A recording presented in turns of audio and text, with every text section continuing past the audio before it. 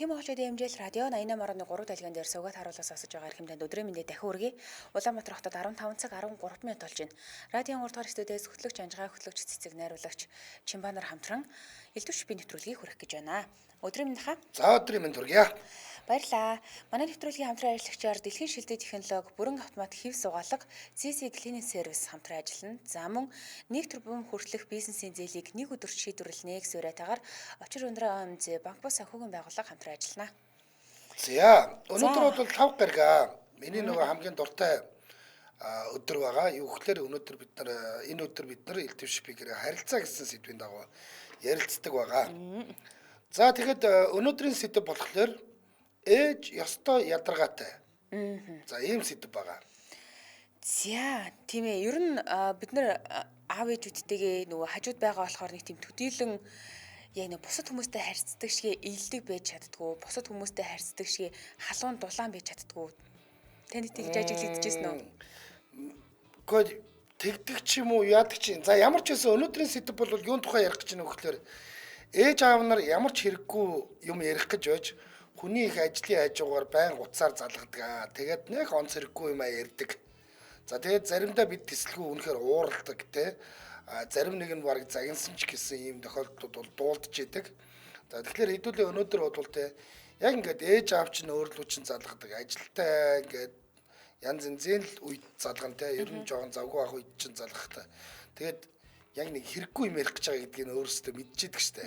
Сайн уу? За танаахан сайн уу? За гэд ингээд барыг дуусчдаг те.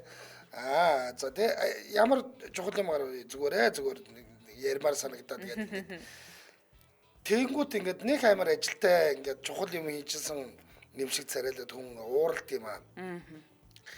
Энэ тохиолдолд хэдүүлээ яаж уцаарлахгүйгээр ээжигээ аавыгаа гомдоохгүйгээр хариу өгдөг юм бэ гэдэг талаар ярилцъя. Уцаар ярих тохиолдол юм биш үү? Бид нар олон удаа гомдоод юм байна л да. Ер нь бол энэ ингээд нэг бүр ингээд дэлхийд даяар юм гоё сэдв юм байна. Энэ ер нь.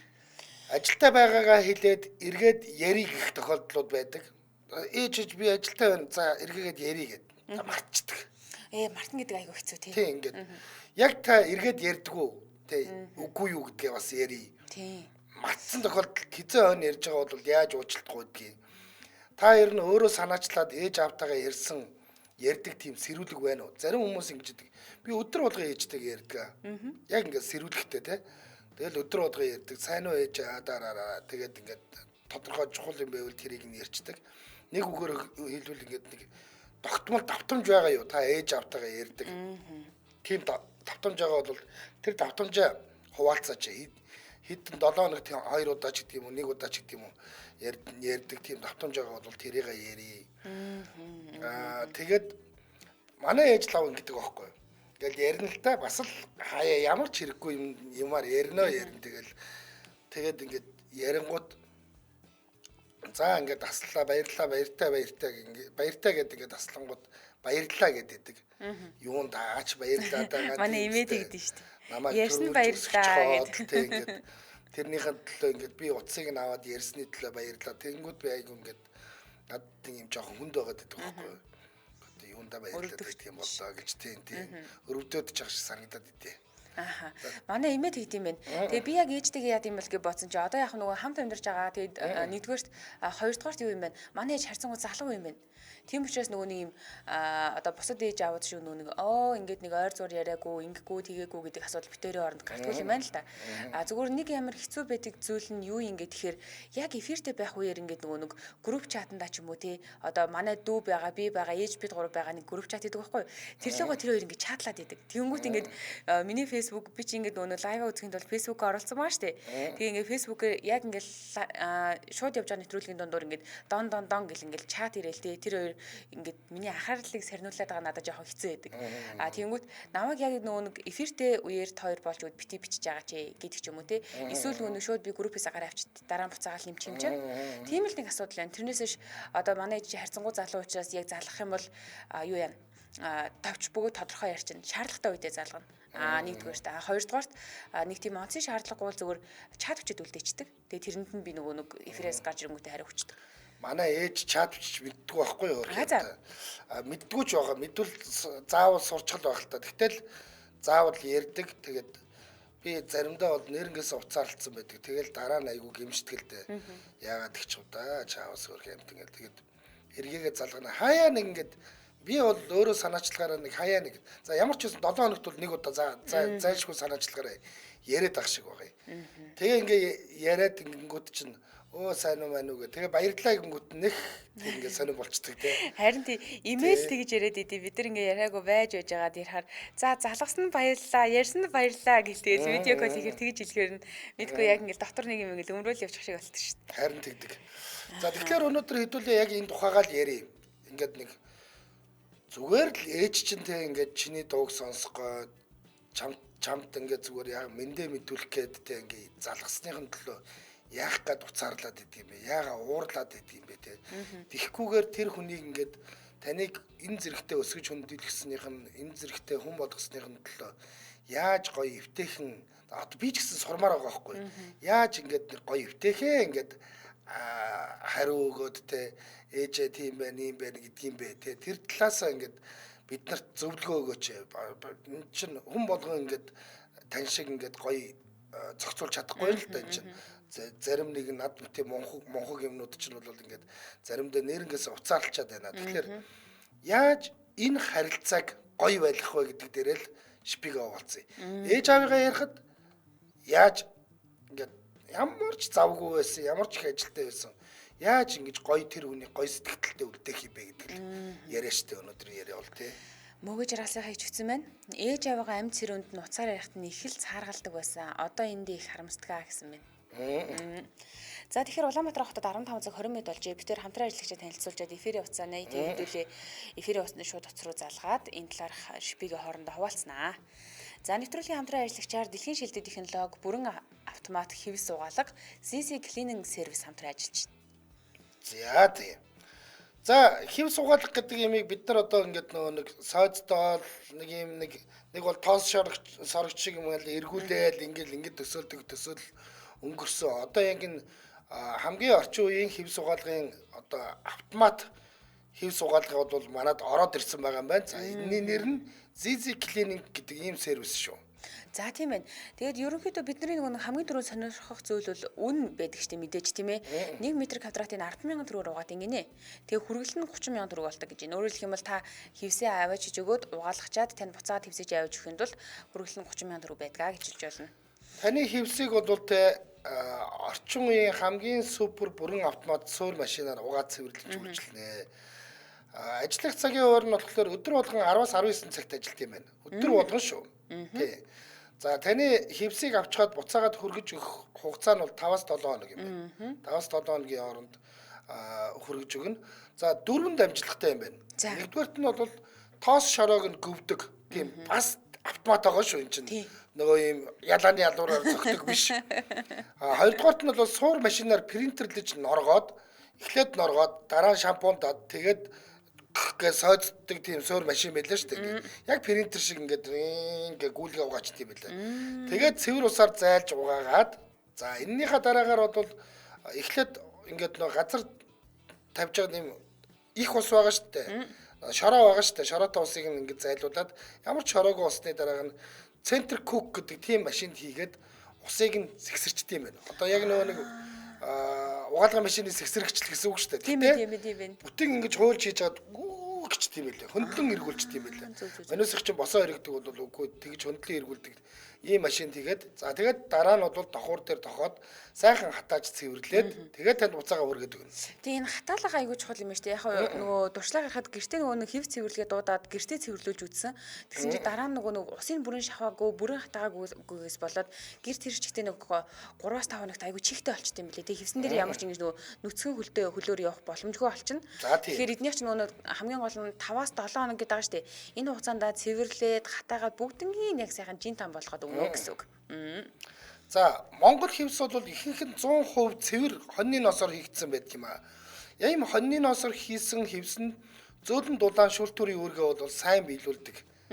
Мөн синтетик нейлон материал материалаар хийсэн хивс бол өнгө үзэмж гоёч шүүлтэрийн үүргээ бараг гүйцэтгэдэггүй гинэ. За хоньны носон хивсэнд бас нэг өөр нэг давуу тал байгаа нь юу гэхээр угаасны дараагаар те 100% бохирдол нь арилдаг буюу өстэй зүгээр сэмбидэг гинэ. Сэмбидэг. Гэтэл бусад юунууд бол хивснүүд бол тэгж ингэж гоё сэмбиж өгөхгүй те өнгө зүсээ алдаад нэг юм жоохон болох тийм тохиолдол байдаг. Тэгэхээр Монголд үйлдвэрлэсэн юм 100% хоньны носон хивснүүдийг угаалгахад бол урамтай л гэж шүү. За тэгэхээр бид нэр илүү дэлгэрэнгүй мэдээллийг 8967 2020 гэсэн дугаараас за мөн 8867 Tik525 гэсэн дугааруудаас авч болох нь байна. Хамгийн гол нь ер нь бол бид нар чинь хамгийн түрүүнд фэйсбүүкээр хайж үздэг болчиход байгаа шүү дээ. ZZ гэдэг 2 Z төсөг тавина. ZZ Cleaning Service гэх юм бол аль биесны фэйсбүүк хуудсан гараад ирэх юм байна. Тэгээ эндээс илүү дэлгэрэнгүй мэдээллийг хараад энэ хуудас руу орох юм бол яг ямар технологиор ашиглаад хевсийг яаж өнгө оруулдаг гэх мэтчлэн илүү гоё дэлгэрэнгүй мэдээлэл байгаа. Хай байшлын болохоор хаан үйлдвэрийг 5 бод группийн баруун хойно Баян хүч үйлдвэрийн хашаанд юм байна. За. За баярлалаа. Манай нэвтрүүлэгтээ дэлхийн шилдэг технологи бүрэн автомат хивс угаалга ZZ Cleaning Service хамтран ажиллаа. Баярлалаа. За 77 38 83 77 77 88 30 дугааруудыг нээсэн та орж ирээд ээжтэйгээ аавтайгаа ингээд ажилтаа завтаа үед чинь ярьсан ч гэсэн яаж харилцаагаа муудахгүйгээр те эвтэйхэнээр тэр настай хүнээ гомдоохгүйгээр ингээд хариу өгөөд ингээд эргээгээд энэ харилцаа чинь гоё үлддэг юм бэ гэдэг талаараа л ярив. За тэгээ эхний сонсогч 8827 өдрийн мэнд. Ано? Өдрийн мэнд. За өдрийн мэнд. За хамгийн сүүлд ээж аавтайгаа хизээ ярива. Би одоо өглөө болгоны 8:30-д ярьдаг л да. Бүр сэрүүлэгтэй. Тий. Сэрүүлэгч яг зүгээр тэгээд зуршил болцсон. Сэрүүлэгч яг тавьдгүй маа тэгээд яг ер нь бол тийм ингээд юу гэдэг зуршил болгосон л гэсэн л үг л дээ тий. Тий. Ажил руу яг орохын өмнө яг амждаг, яг л амжаа ярьцдаг. Амжихгүй бүр ажил эхэлчихвэл тэгээд нэг өдөртөө багтаал ярина да. Ер нь бол ерөөсөө өдөр өнждөггүй л дээ. Тий. Тэгж ярьтiin тий одоо ээж маань настай болоод одоо сүүлд нэг ярьсан зүйлээ их олон дахин ярьдаг болж тэгээд одоо анх удаа сонсчихсон шиг тийм үү гэж тийм үү л гэж ядэн штэ одоо тэгэхгүй бол та чи яриа үсттэй гэвэл одоо гомдчихл байх гэдэг одоо. За таны одоо нэг ярьсан зүйлээ дахин ярьсан ч гэсэндээ шинээр сонсож байгаа юм шиг ингээд сонсоод байна гэж штэ тий. Энэ чадвар хүн болгонд байдаг чадвар биш штэ. Одоо жишээлбэл би над руу залгачаа дахин яриад байгаа юм бол ээж та ярьсан ч тэгээ хилчиж мэдхэр хүн байхгүй юу? Та энийг яг хаанаас сурсан? Тэгээд ер нь энэ туршлагаар бий болсон юм уу? Энэ одоо зүгээр л одоо надад байдаг зан чанар юм байлгүй дээ. Тэгээд одоо манай хүүхэд өөрөө том болцсон бас тустай амьдарч байгаа. Тэгээд над руу ер нь цөөхөн ярина л та. Тэгээд би бодоод энэ хүүхэд яагаад над руу ярихгүй байна гэж бодоод байсан чинь та хоёрын яриаг сонссон чинь тэр хүүхдэд биш надад л байгаа юм ба штэ. Би л хэтэрхий ярьдсан байна. Бусад хүмүүс ялгаагүй одоо анжгаахаас ихлэ 7 хоногт нэг ярина гэдэг чинь өдийн насны удаа ярьж штэ. Настай ээжтэй болсон юм нэ. Тэгж байгаа юм чинь тэр залуу хүүхэд ажилтаа байгаа юм чинь над руу тэгж их ярихгүй байх нь зөв юм байна л та гэж бодоод. Би одоо нэг тэр гадаад байдаг оюутан охин бол ерөөсөө би өстө гуйн штэ. Аавруугаа нэг залгааж малгаач бөө юм босны дараагаар нэг залгааж өөрснөө хүүхдээ гуйдаг мөртлөө өөрөө ээж рүүгээ ярихгүй байж бас болохгүй хаа л гэж ер нь бол боддог. Тэгээд гоё сэдв юм да. Тэгэхээр гоё юм да. Байхад нь тэр хэдийг тэгээ яриад автагаа бас арай эрэгтэй хүүхд болоо тэр автагаа жоохон шаардлага гарахгүй бол баг ярихгүй шүү. Хамт ч байхандаа тэр хоёр аав сонсч чинь тэгээд тий аав сонсч байгаа аав юу ээжтэйгээ ярьж гэхээр аав цаана мэдээлэлээ бол давхар авчдаг. Мэдээлэл авдаг. Тэгээд ярьж энэ да. Тэгээд ярьж гараа л гэж бас хүмүүст бас хэлээ ер нь. Гэтэ таны хувьд болохоор бас гоё юм аа нөгөө хүүхэд нь ингээд өөрлөө ингээд баг залгадаг гэдгийг анзаарангуудаа ээж руугаа ингээд байн залгаж ярьдаг. Энд ч айгүй гоё юм байна. Би одоо жишээлбэл нөгөө яг хамт байдаг мөртлөнгөөсөө хаяа ингээд сэтгэл гаргаад ээж ингэсэн шүү гэд ингээд ярьж чадахгүй. 7 хоногтаа би яж чад нь ажлын цаг зурдаг болохоор ингээд би өглөө гараа явчихын ээж орой өдөр нь битээр ингээд унтчаад 7 хоногт одоо хагасаа мөтсөндөө л юм ярьж амждаг байхгүй юу. Тэгэл тэр өдрүүд чинь ингээд айгүй ховрхон гэдгийг бас танаас ингээ амар сайн ойлголоо. Ээж чи өөрлөө ч залгадаг уу? Залгана. Ер нь барагтай залгахгүй би л ер нь залгана. Тэгээд барагтай залгахгүй залгахаараа тэгээд юм ярина. Үнэхээр би хариулах завгүй бол за ээж би завгүй байна. Та яриад л угаарай. Тэг хэрэгтэй л болоо залгасан байх. Би яг бүгдийг сонсож байгаа тань руу буцаага залгана гэж дасартлан сонсоол. Тэгээд нөгөө чинь за болсон гэж салгана. Тэгэхээр л одоо энэ ажилтны үе байж тээ бид нар одоо үнэхээр одоо хариулж чадахгүй хүний дэргэд одоо юу ч гэж яриад байх юм одоо болохгүй тэгэл ээж би сонсож байгаа ойлгож байгаа та бүгдийг хэлчихээд салгачаараа би тэгээд дараа нь залгая яа л гэж. Одоо бид нар чинь жишээлбэл яг ингээ эфирт орох гэж байдаг те. Тэгэнгүүт ээж залгачдаг. Ээж би эфирт орох гэж байна уучлаарай. Эргээгээ залгая гэх. Тэгээд яг гараад ингээд нөгөө би чинь ингээ төгжрөлд орно штэ машинтайгаа төгжрөлд орно. Төгжрөлд нэг заавал залгах. Өнөөдөр хин залгадаа гээ. Өө нэр ээж залгасан гэд. Эргээг заавал залгах юм а. Ямар ч хэлсэн нэг хөлөгдөхгүй. Эргээ залгая хөлөгдөнө гэж бол байхгүй. Тий. За баярлалаа өдрөөс баярлалаа гоё юу та. За. Саяны хаа энэ хүний ярианаас биднэрт нөгөө угаасаа нэг юм хэрэгцээ байдаг штэ. Одоо жишээлбэл хоол идэх хэрэгцээ гэдэг чинь нөгөө ярих хэрэгцээ байдаг штэ. Тэгээд хөвшин настай хүмүүс бол нөгөө ярих хэрэгцээгээ хангах хүн олдохгүй за одоо найз нөхдүүд цөөрөөд идэм байж тэ. Тэгвэл хүүхдүүдтэйгээ л ярьж бараг энэ хэрэгцээгээ хангадаг баха тий. Би яг сая тэгэж бодлоо. Тэгээд ээжийнхаа тийм хэрэгцээ шаардлагатай ярих нь тэр хүнд хэрэгтэй байгаа гэдгийг энэ залуу амар сайн мэдсэн. Хичнээн завгүй байсан ч гэсэндээ та яриад л агараа би сонсоод байгаа шүү гэдэг нь бүр үнэхээр гой санагдаж байна. Гой юм хэлж ин л да. Ер нь өглөө болго ингээ ярьчих идэг юм байна. Тэгээд ингээд нэг юм давтаад ярьсан ч гэсэн сонсоол те. Анх сонсож байгаа юм шиг ярьж байна. Энэ ингээд бид нар ингээд одоо ээж ав маань настай болж байгаа энэ үед бол бид нар өөрсдөндөө бий болох хэвээр юм чадамж юм байл та. Ер нь бол те. Тийм ээ. За дараагийн сонсогч 9923 өдрийн мэнд. 9923. Өдрийн мэнд. За ээж автагаа хамгийн сүүлд хизээ ярив. Саяхан ирсэндээ ээж юу хийж ийн гэдгсэн чи гадаар явж ингээд өнөөдөр ярьсан. Танаа ээж хэдэн настай юм бэ тий? 75 таа хүн байна. За. Тань руу ер нь ингээд хоёулаа 74 75 таа. Тань руу ер нь ингээд залхааж гин үү? Хаяа бас ингээд нэг үнэхээр завгүй багт чинь яриад ямар ч хэрэггүй юм яриад өгчихдээ үү? Үгүй манай ээж барагтай л залгадаггүй шүү дээ. Ер нь би л нэг хаяа баг хүүхдээ санаж байгаа юм шүү. Ээж яаж байгаа бол гэд ингээд залгадгийн. Тэгэхээр зүгээр гэд тэгээд автаа бол би баг ярьдгүй мó. Тэгээд аав яаж яана гэд л ээжээс асуучдгийг. Тэгээд аав чинь ингээд тэг битээр ингээд эмээ уугаа тэгсэн ингээд ээж бол ерөнхийдөө тайлангаа тавьчихдаг байхгүй. Тий. Тэгээ хэрэгтэй юм байна уу? Яаж нээж ингээд ярьцдгээ ээж автаага. Тэгээ ер нь бол нэг их бас өдөр болгон ярьж чаддгүй маа бас. Тэгээ заримдаа нэг 2 3 өнжид ч юм уу ер нь тэгээд нэг тийм давтамжтай болчтой 2 3 хоног ярихгүй болохоор нэг ярихгүй бол гэд ингээд нэг санаанд ороод ингээд залгадаг. Баян яаж нээж ингээд ярьцдаг л да. Тэгээ энэ давтамж ерөнхийдөө ойролцоод бол юм байна. Би гинт боддог байхгүй. Хөө нэр ойр дэжтэй яриаг юм байна гэл тэгэл нэг ярьдаг те. Тий харин тэгсэн. Тий.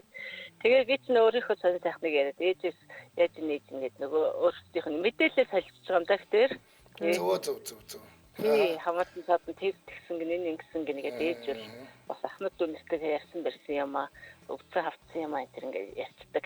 Тэр тийм бид яг ер нь бол тэгээд настай болохоор баян л ярьж явах хэрэгтэй юм шүү байлээ л дээ. Бид чинь нөгөө нэг найз нөхдөд тэглээ инглээгээд бас цөөрчл байгаа. Тэгэхээр бас нөгөө ярих хүмүүс нь ингээд багсаад идэг. Тэгээд өөрсдийнх нь тэр санаа бодлоо солилцдог тэр орчныг бол бас л заавал бүртгүүлж өгч явахгүй болохгүй юм шиг санагдаж байна. Одоо жишээлхэд би гэхэд одоо 50 гараад явж байна. Тэгэхэд үе хүүтэйгээ охинтойгоо энэ төр гинт айгуу санаад л тест гинт ярмаар санагдаа тэр нөгөө ажил төрөлтөй байгаа гэж бодсон ч гэсэн айгуу хүүхдээ айгуу санаад л ярьдаг шүү дээ. Тэгэхээр ер нь тэр ээж ч юм уу аав ч юм уу бүгдээ л нөгөө нэг тэр хүүхдүүдийнхаа төлөө ярих тэр юм нь бол байнга л байж идэг. Ямагт л одоо тэдний төлөө санаа зовж идэг. Тийм л сэдв юм шүү гэлээ. Тэгээ өөр дээрээ бас тэрийгэ тусгаж аваад бас ээж рүүгээ бас залгадаг юм аа. Автаа бол баг ярьдаг. Аавын мэдээлэл ээж сонсчдаг байна. За баярлалаа. Өдрийг сайхан өнгөрүүлээрэй. За баярлалаа.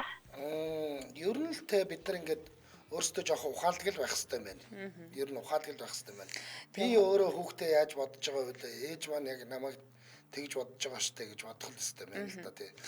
Би тэгтээ ингэдэг юм. Манай охин бол нэрнгээсээ надтай ер нь л ярихгүй дээ. Би тэгээд ингээд аав нь тэгж шүү миний охин завтаа болохоор яриараа мараараа гэл ингээд мессеж бичээл орхиол нөгөөдгийг мартаал ахаад жоохон байдсан жагаад маргааш нөгөөдөр нь ч юм уу бичээл ингэж жагаад тэгж жагаад нэг зав гарахлаар бас ярина хөөрхөн зураг мургаа явуулсан байдгийг.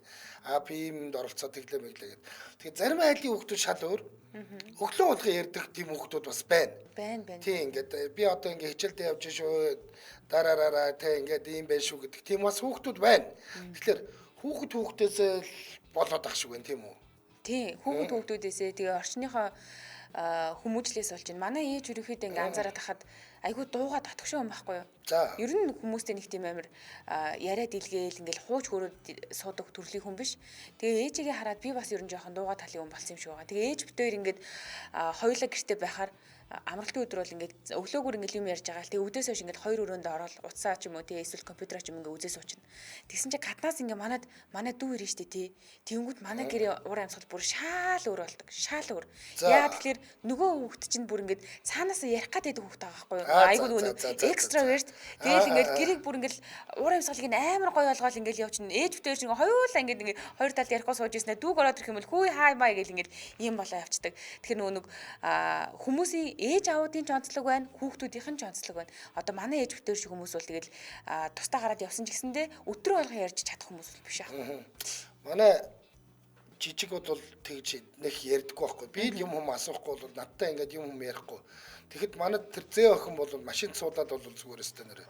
Товтон юм яриас тааш тэггүй ингэдэггүй тэр юу ингэ өстэй ёо.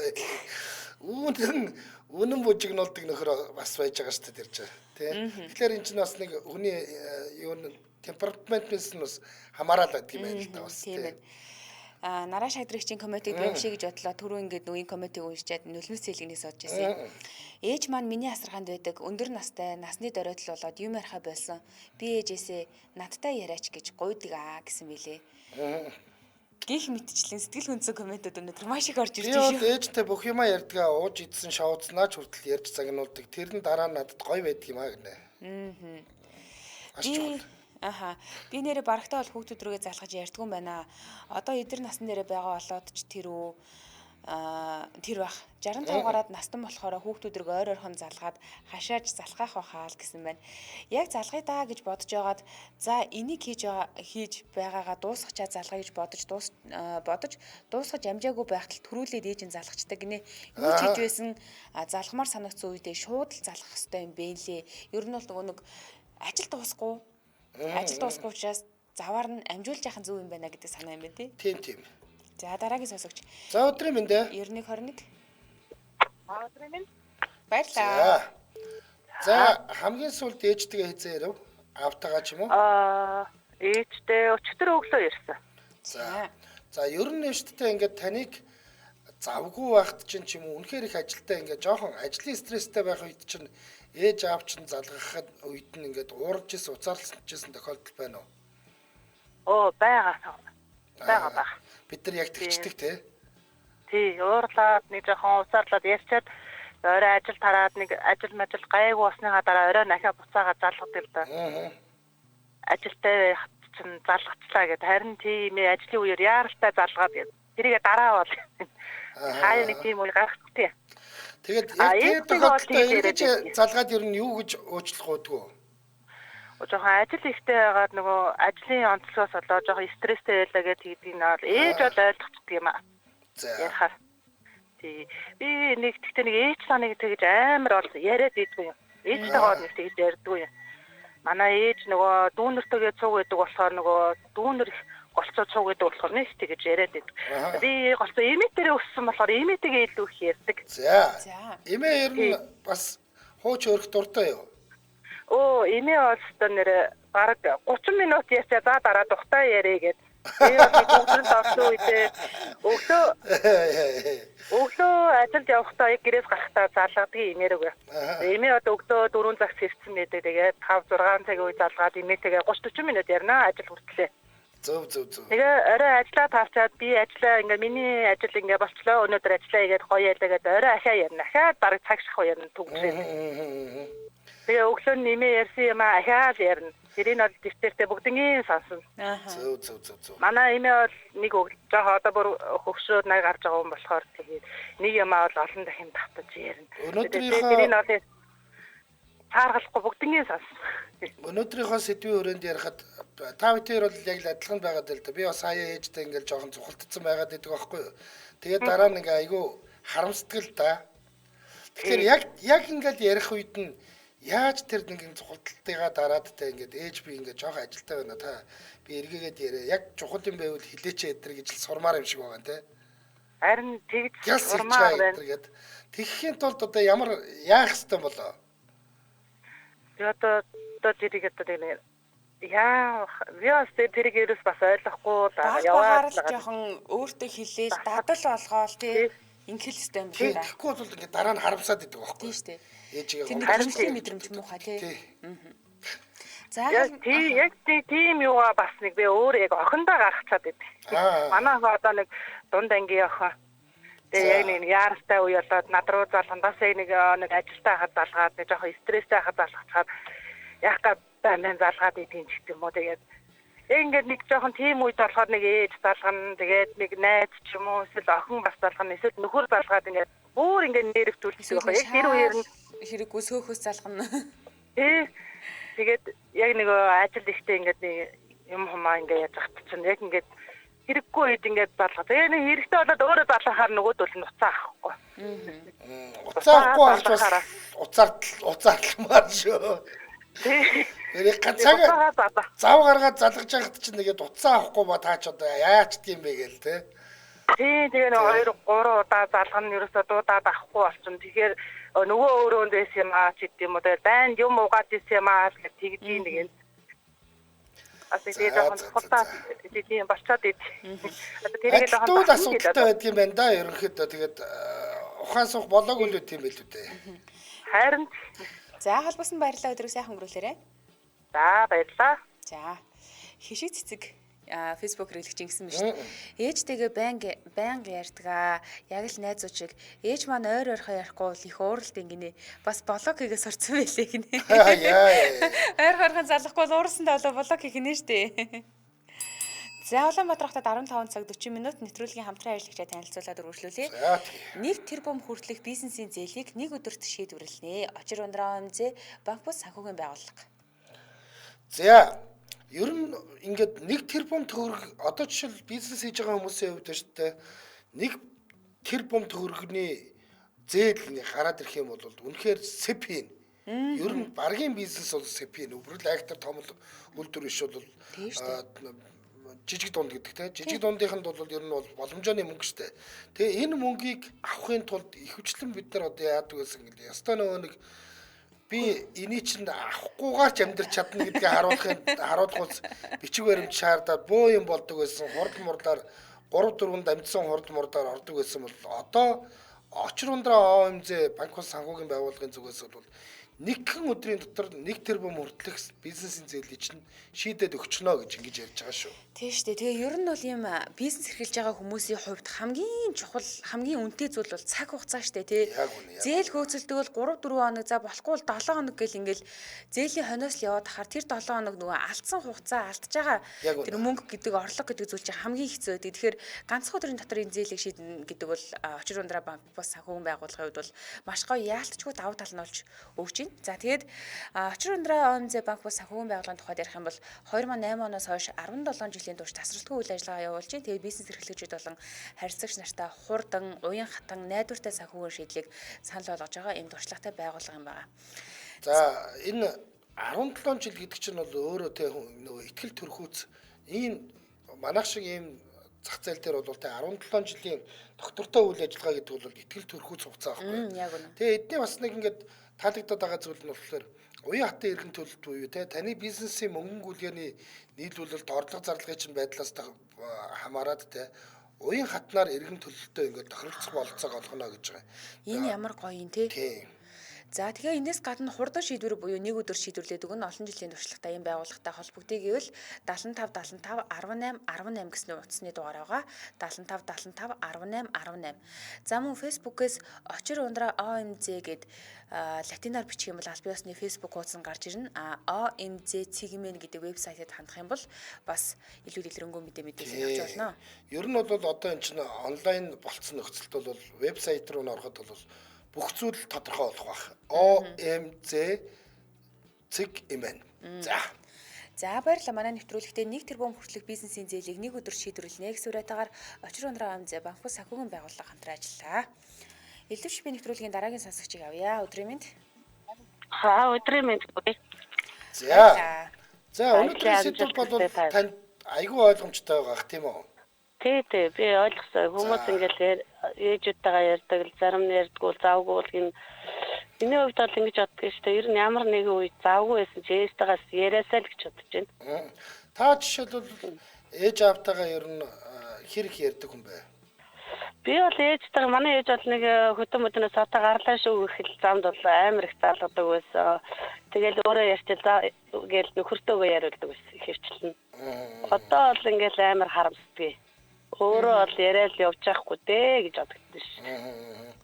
Ээжигээ ээж чи ингээд зүгээр нэг сонин сайхан хуучлах гад ингээд ярингууд нь завгүй байхад одоо шал дэми юм ярих гад яах га залгаад байт юм бэ гэд уцаарлж исэн тохиолдол байна уу? Байхгүй. Гайгүй юу? Тэр тал дээр бас гайгүй юу? Өөрөө болохоор би болохоор нөгөө ээжтэйгээ ярьж байгаа. За ээж би жолоо ярьж завгүй байна гэж нөхөртөө өгчдөг байхгүй юу? Тэгэл одоо боддог байхгүй юу? Завгүй байсан ч спекшн дээр нь тавиал ингээл сонсоол яваасаа л гэж боддоо шүү дээ. Хүн ажил ихтэй байсан ч гэсэн ер нь бол амьд ахт нь бол ихийг бол ер нь бол ярьж байгаа сонсч байвал зүгээр юм уу даа л гэж боддоо шүү. Харин тийм ээ. За баярлалаа. Өдрөө сайхан өрөөлөөрэй. За. Ингэж тайхаа байгаль энэ гэдэг Facebook хэрэглэгч сүүлийнх нь дуудлага байх үе дээ гэж бодохоор уур хүрхэ болчдөг гинэ. Бас түрүүний нэг жоохон юун дээр уцаарлаад байгаа дээр нэг би хэлж шít. Манай ээж ингэдэг байхгүй юу?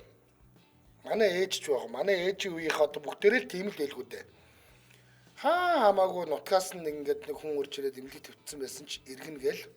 Баяжтай цагаа ийгээл барайл тэр аль имлэгтөө нь очиод иргэдэг тийм хүмүүс аахгүй юу? Яг энэ манай ээжийнхнаар энэ үе чинь ингээд дуусах гэж штэ. Тийм штэ.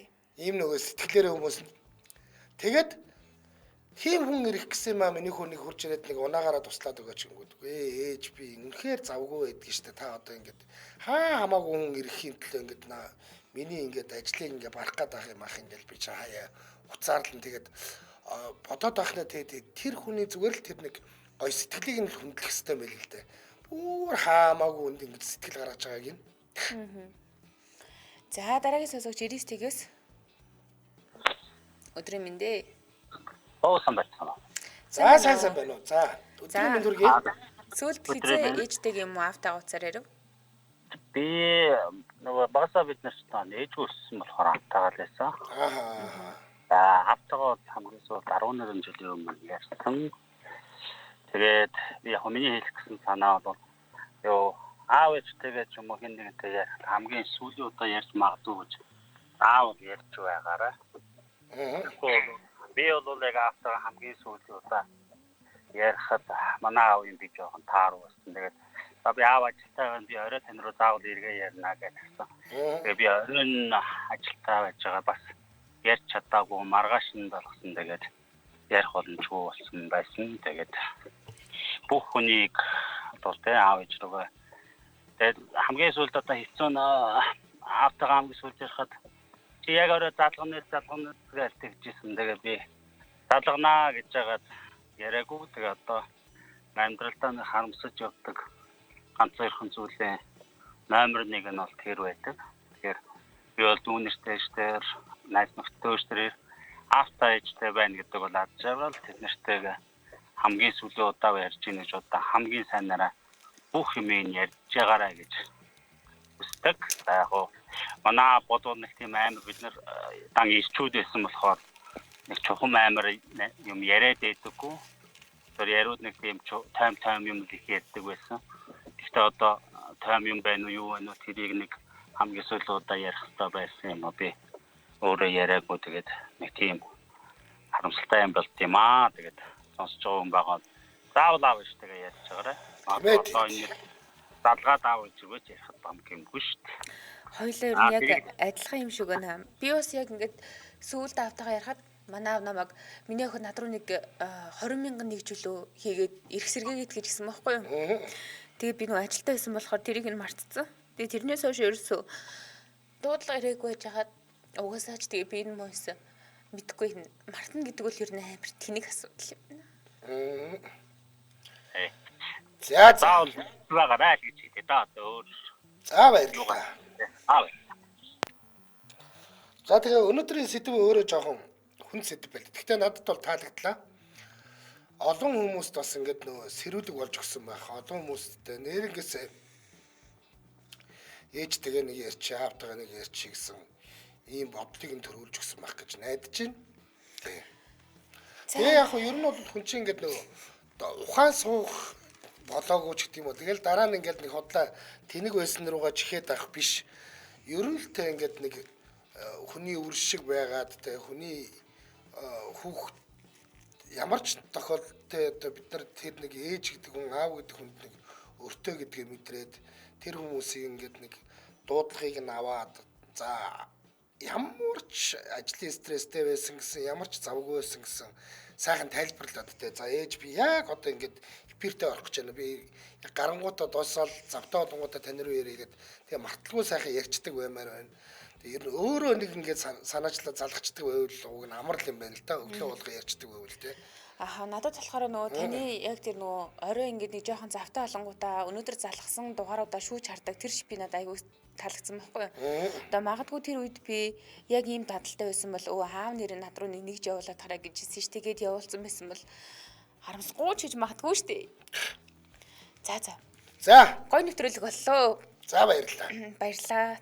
Манай нэвтрүүлэгтээ дэлхийн шилдэг технологи бүрэн автомат хэв сугаалга ZZ Cleaning Service хамтран ажилласан. За мөн 1 тэрбум хүртэлх бизнесийн зээлийг нэг өдөр шийдвэрлэнэ гэсэн уриатаар очир ундраа амзэ бампус санхүүгийн байгууллага хамтран ажилласан. Баярлалаа анжааха. За баярлалаа.